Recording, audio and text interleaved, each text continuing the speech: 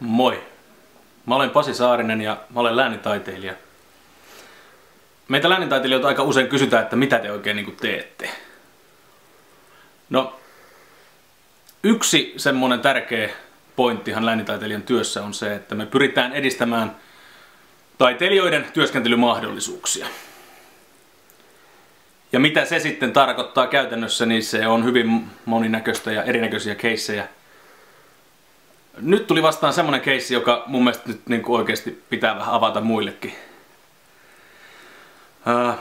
Muun otti yhteyttä taho, joka haluaa tässä vaiheessa vielä pysytellä nimettömänä. Ja kysehän on siis stand-up-koomikoista.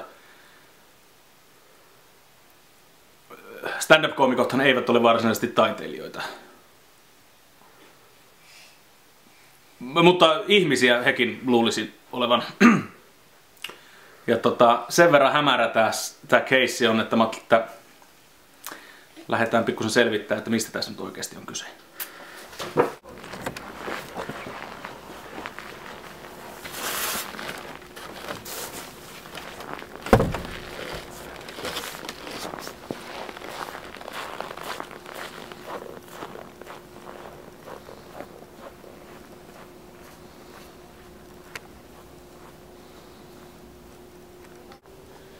No niin, me ollaan täällä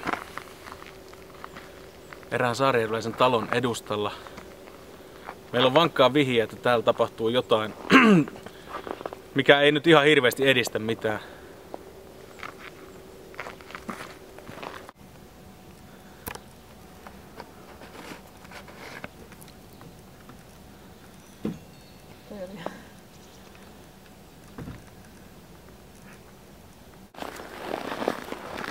Tässä talossa asuu Risto Westerinen. Risto on entinen kauppias ja äärimmäisen semmonen luotettu henkilö täällä Saarijärvellä.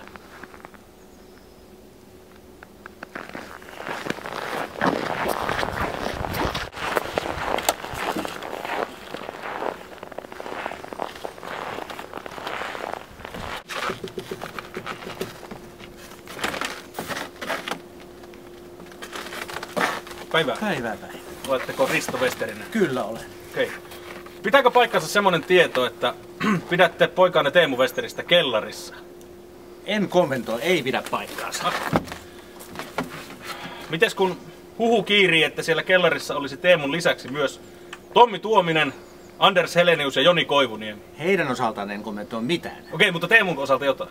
No Teemu nyt joulun jälkeen lukkiutui tuonne pannuhuoneeseen kellariin ja siellä mietiskelee uutta settiänsä ja ei suostu tulemaan tänne keittiöitä syömään. Okei, pitäydytte tässä kommentissa. Kyllä. Teemu, nyt pitää tulla syömään. Täällä sulle on oikein kunnon leipää ja maitoa ja koitahan syödä, että jaksat sitten miettiä näitä uusia juttuja.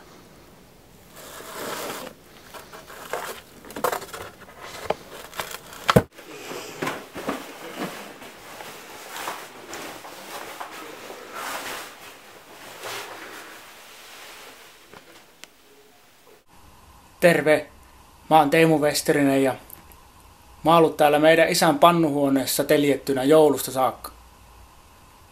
Isä sanoi, että mä pääsen seuraavan kerran täältä ulos 15. helmikuuta. Se herättää mut aamulla ja pistää mut koko päiväksi pihalle kävelemään ympyrää, keräämään vauhtia.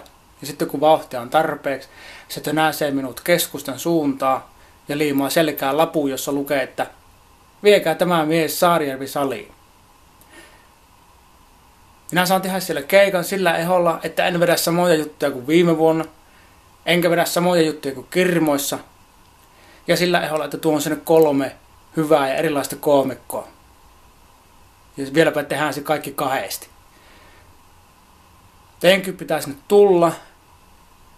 Jos ette tuu, meidän isä tulee hakemaan. Sillä on tarkoitukseen sopiva pakettiauto.